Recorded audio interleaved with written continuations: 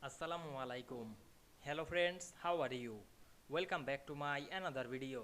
In this video, I am going to show you how to put a stationery texture background in Microsoft Publisher. Let's get started. Firstly, we have to open a Publisher document. Now we want to put stationery backgrounds.